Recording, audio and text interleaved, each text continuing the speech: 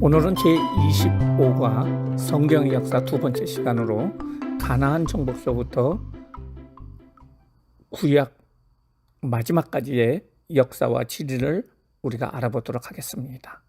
첫 번째로 알아볼 것은 가나안 정복과 이스라엘의 형성이라고 할 수가 있습니다. 먼저 우리는 가나안에 정착한 이스라엘 민족에 대해서 알아보도록 하겠습니다. 이스라엘 백성들은 새로운 지도자인 여호수아를 중심으로 가나안 땅을 정복하게 되는데요. 원래 야곱의 가족들이 거주하였던 가나안 땅에 야곱의 가족들이 애굽으로 간 후에 그 많은 가나안 정착민들이 430년간 거주하고 있었습니다. 거대한 민족이 된 이스라엘 백성들이 하나님이 아브라함에게 내가 내 후손에게 주어 하나님 나라를 이룰 큰 민족으로 만들어둘 땅이라고 지목하신 이 가나안에 거주하기 위해서는 먼저 가나안 족속을 제거해야만 했습니다. 흔히 사이좋게 살면 안 되냐 할 수도 있지만은 이미 가나안 족속들은 각종 우상으로 인하여 같이 살게 되면은 이스라엘 백성들이 하나님을 섬기는 것보다는 가나안 우상을 섬길 것을 아신 하나님은 이스라엘 백성들이 하나님 나라 백성으로 거룩성을 유지시키기 위해서 이들 가나안 사람들을 진멸할 것을 명령하십니다. 제일 먼저 요단강을 건넌 후 여리고성을 정복하고 아이성을 정복함으로 가나안 중부 지역을 장악하게 됩니다. 이후에 이스라엘 백성들은 가나안 족속 남부 지역의 연합군과 싸움에서 이김으로 말미암아 남부 지역을 점령하고 이후에 북부 지역 연합군과 싸움에 이기고 가나안 정복을 마치게 됩니다. 그리고 여호수아는 지파별로 땅을 분배하게 됩니다. 요단 동편에는 2개 지파와 반 지파가 차지하게 되고 나머지는 요단 서편의 가나안 땅을 차지하게 됩니다. 하나님은 지파의 규모를 고려하여 제비뽑기를 통해서 적정하게 땅을 분배를 하게 됩니다. 12지파의 땅 분배로 출애굽에서 가나안 입성의 모든 과정은 막을 내립니다. 그렇다고 각 지파에서는 아무런 일을 하지 않고 그 땅을 차지하는 것은 아닙니다. 여호수아가 주도했던 3번의 큰 전쟁은 대승적인 차원의 전쟁이 끝났다는 이야기지만은 각 지파별로 아직 그 땅에 거주하는 가나안 사람들을 완전히 내쫓아야 하는 과제가 남아 있었습니다. 하지만은 시간이 지나면서 3종류의 지파가 나타나게 되는데요.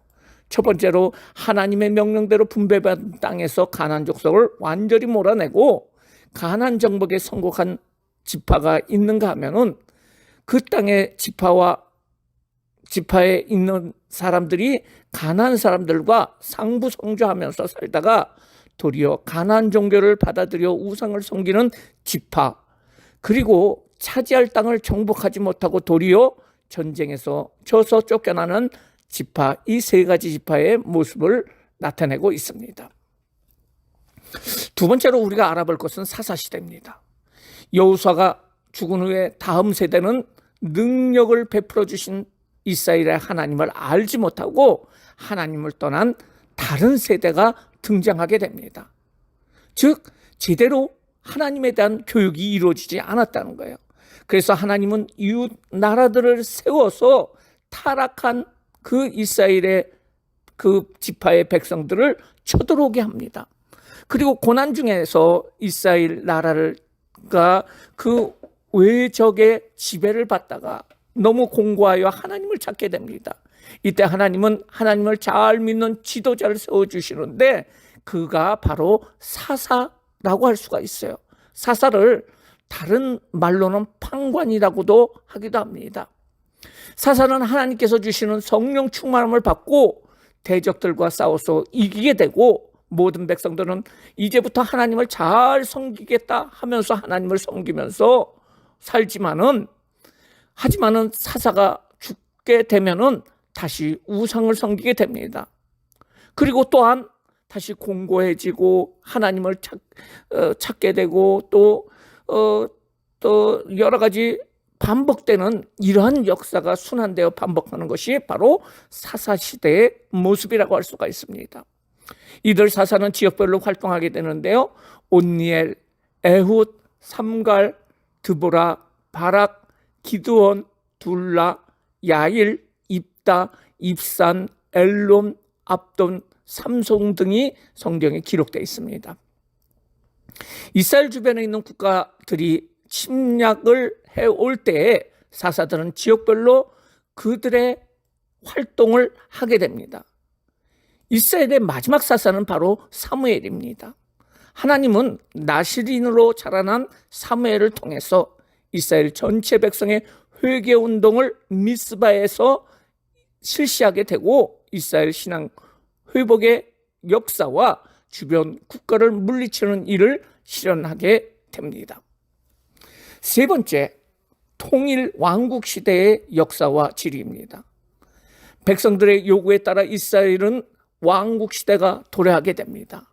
왕국 시대는 강력한 왕의 통치가 이루어지어 나라의 체계를 세웠다는 장점도 있지만은 하나님보다는 왕을 더 신뢰하게 된다는 부작용이 있어서 하나님께서 원래 원하시는 것은 바로 신정국가를 원하셨습니다. 하지만은 백성들이 주변 나라에서 도입하는 그 왕정국가를 동경하면서 결국 이스라엘도 왕국 시대가 도래하게 됩니다. 첫 번째 왕은 바로 사울입니다. 사울은 베냐민 지파 출신이고 라마에서 사무엘로부터 먼저 기름 부음을 받고 미스바에서 왕으로 선출되고 암몬과의 전쟁에서 승리한 후에 길갈에서 왕으로 취임하게 됩니다. 사울왕은 블레셋과의 전투와 주변 나라의 전투에서 연승을 하게 됩니다. 하지만은 사울은 하나님 중심이 아닌 자기 중심으로 일을 처리하다가 결국 하나님께 버림을 받게 됩니다. 두 번째 왕은 다윗입니다. 다윗은 유다 출신으로 기름 부음을 받았고 골리앗과의 싸움에서 공적을 인정받아 궁으로 들어가나 사울왕에게 쫓겨다니는 도망자의 신세가 됩니다. 다윗은 사울왕이 죽은 후에도 바로 전체 이스라엘의 왕이 되지 못하고 유다의 왕이 되었다가 7년 만에 이스라엘 전체 왕으로 취임하게 됩니다. 다윗은 취임 후 예루살렘을 수도로 삼고 성을 건축하고 이스라엘과 이웃나라의 싸움에서 연정연승하여 주변 나라를 다스리거나 조공을 받게 되면서 아주 부유하고 강력한 나라로 이스라엘을 세워가게 됩니다. 세 번째 왕은 다윗의 아들인 솔로몬 왕입니다. 솔로몬은 강력한 중앙집권 체제를 확립하고 하나님께 제사를 드리는 번제를 통해서 하나님께 인정을 받고 하나님께 지혜를 구함으로 구하지 않는 부귀와 영화를 다 누리게 되는 사람이 바로 솔로몬입니다. 솔로몬은 성전을 건축하고 왕국을 건축하는 일을 하게 됩니다. 솔로몬은 이웃나라의 교육을 통해서 부를 축적하고 이스라엘의 최고의 전성기를 맞이하게 됩니다. 하지만은 첩들이 가져온 이방 신상을 묵인하고 장려하다 보니까 이스라엘 나라의 온갖 우상으로 가득하게 됩니다. 이상으로 통일왕은 사울왕 40년, 다윗왕 40년, 솔로몬 왕 40년, 총 120년 동안을 유지하게 됩니다. 네 번째, 분열왕국 시대의 역사와 질입니다. 분열의 원인에 대해서 첫 번째로 말씀드리겠습니다. 솔로몬 왕이 죽은 후에 이스라엘 나라는 두 나라로 분열이 됩니다. 분열의 원인은 솔로몬의 아들인 르호보암의 욕심에 기인하였고 북쪽에는 10지파가 합사하여 여호보암을 새 왕으로 세우고 북이스라엘이라고 부르게 되고 남쪽에는 유다 지파와 베냐민 지파가 중심이 되어 유다 왕국을 세우게 됩니다. 성전이 예루살렘에 있기 때문에 유다 왕국에 있어 나중에 레위인들이 합류하게 됩니다. 이렇게 분리된 왕국을 북이스라엘을 잃은 아수르 제국에서 멸망하게 되고 남유다는 바벨론 왕국에 의해서 멸망하게 됩니다. 그러면은 북이스라엘의 주요 왕에 대해서 우리가 알아보도록 하겠습니다. 북이스라엘의 주요 왕으로서는 여로보암 왕이 있습니다. 첫 번째 왕이라고 할 수가 있죠. 북이스라엘 왕국의 초대 왕인 여로보암은 세겜을 수도로 하여 왕국을 세우지만은 정치적 목적을 위해서 바알신을 숭배하게 되어 후세 왕들을 소개할 때 여로보암의 길을 따라갔다고 표기가 되면은 우상숭배를 말할 정도로 철저한 우상숭배를 장려했던 왕이라고 할 수가 있습니다. 그 다음은 바로 오므리 왕이라고 할 수가 있는데요. 오므리 왕 때 이스라엘의 수도가 세겜에서 사마리아로 옮겨지게 됩니다. 그리고 7대 왕인 아합 왕입니다. 아합은 이스라엘 통치자 중에서 가장 나약하고 어리석은 왕으로서 이세벨과 결혼하여 가장 많이 우상숭배를 한 왕이라고 할 수가 있습니다. 아합 왕 당시에 선지자 엘리야와 엘리사가 활동하게 됩니다. 그리고 13번째 왕인 여로보암 2세가 있습니다. 여로보암 2세는 이스라엘 역사상 가장 업적이 뛰어난 왕으로 영토 확장을 하는 등 전성기를 구가하게 됩니다. 그 당시에 요나 선지자가 활동하게 됩니다. 다음으로 남유다의 주요 왕에 대해서 말씀드리겠습니다. 남유다의 첫 번째 왕은 르호보암 왕입니다. 이스라엘을 분열시킨 왕으로서 국민의 여론을 듣지 않고 백성들을 힘들게 하는 노동 정책으로 결국 10지파를 잃어버리게 되고 나라를 분열시키는 왕이라고 할 수가 있어요. 4대 왕으로 여호사밧 왕이 있습니다. 유다 왕 중에서 가장 선한 왕으로 남북 간의 화해 모드를 가져오고 나라적으로 번영의 시대를 맞이하게 되는 왕이 여호사밧이라고 할 수가 있고요. 13번째 왕이 히스기야 왕입니다. 히스기야는 북이스라엘의 멸망이라는 어려운 시기에 북이스라엘을 멸망시킨 아수르 제국의 침공을 막아내고 철저한 신앙 선포로 하나님의 도우심으로 강력한 나라로 유다 왕국을 만드는 역할을 하게 됩니다. 이제 5번째로 바벨론 포로 시대의 역사와 지리에 대해서 알아보도록 하겠습니다. 유다의 시드기야 왕 때 바벨론의 느부갓네살 왕이 쳐들어와 유다 왕국을 멸망시킵니다. BC 586년에 예루살렘이 완전 함락이 되고 성전과 성벽과 모든 건물이 파괴가 됩니다. 그리고 유다 사람들은 바벨론으로 포로로 끌려가게 되는데요. 거의 1년을 걸어서 가는 지금의 이라크 지역의 바벨론에서 유다 족속들은 고단한 포로 생활을 시작하게 됩니다. 이스라엘 멸망 전에도 포로로 끌려간 사람들이 있었는데요. 유다 멸망 중에도 전에도 포로로 끌려간 사람들이 있었는데 그들 중에는 다니엘과 세 친구 그리고 에스겔 등이 있습니다. 유다의 멸망의 직접적인 원인은 바로 하나님을 섬기는 일을 하지 않았기 때문입니다. 6번째로 포로 귀환 시대와 그때의 역사와 지리에 대해서 알아보도록 하겠습니다. 바벨론에서 이스라엘 백성들의 포로 생활은 약 70년간 계속됩니다.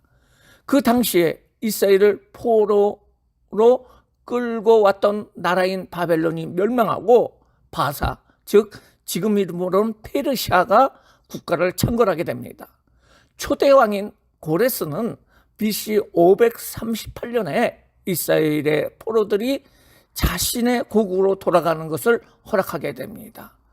바벨론으로 끌려갔던 이스라엘 백성들이, 유다 백성들이 돌아오는 그 포로 귀환은 총 3차례에 걸쳐서 이루어지게 되는데요. 첫 번째 귀환은 바로 백성들과 지도자인 수르바벨과 제사장인 여호수아에 의해서 주도가 됩니다. 이들은 예루살렘으로 귀환하여 먼저 폐허뿐인 예루살렘에서 성전 건축을 시작하게 됩니다. 이때 성전 재건을 독려했던 선지자가 학개 선지자와 스가랴 선지자입니다. 2차 귀환은 제사장 에스라가 귀환하여 모세 율법을 이 귀환한 백성들에게 가르치면서 이스라엘 신앙 회복 운동을 주도하게 되는 것이 바로 2차 귀환이라고 할 수가 있고요. 3차 귀환은 페르시아 왕의 술 관원장이었던 느헤미야가 총독의 자격으로 예루살렘에 귀환하여 바로 무너진 성벽을 52일 만에 재건하는 사업을 하게 됩니다. 7번째, 신구약 중간기 시대의 역사와 질입니다. 구약 성경과 신약 성경 사이를 신구약 중간기라고 할 수가 있어요.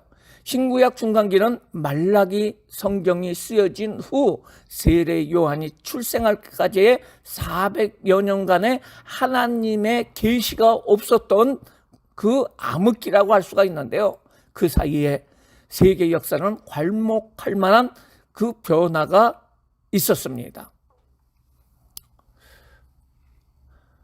그 중에서 바사의 통치 시대가 있었는데요. BC 538년에서 331년 동안 바사는 페르시아를 아까 이야기한다고 얘기를 했는데요. 이 시대에 예루살렘으로 귀환한 사람 외에도 바사 제국 전체에 흩어져서 나름대로 신앙 공동체로 형성하는 많은 유대인이 있었습니다.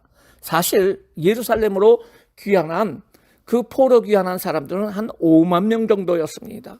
나머지 유대인들은 자기가 사는 곳에서 그들의 신앙 공동체를 이루고 있었는데 그 사람들을 디아스포라 유대인이라고 말하고 있습니다. BC 336년서부터 BC 167년까지를 헬라 시대라고 할 수가 있습니다. 헬라 시대는 그리스 사람을 얘기를 하는데요. 그 그리스 사람들이 왕국을 형성하면서 알렉산더라는 위대한 왕이 탄생하고 그를 통해서 바사를 공격하고 그리고 멸망시키고 영토를 인도 부근까지 확장시키는 일을 하는 사람이 바로 알렉산더라고 할 수가 있고요. 이때 그 그리스 문명을 헬라 문명이라고 할 수가 있고요. 이 헬라 문명은 로마 시대까지 이어집니다.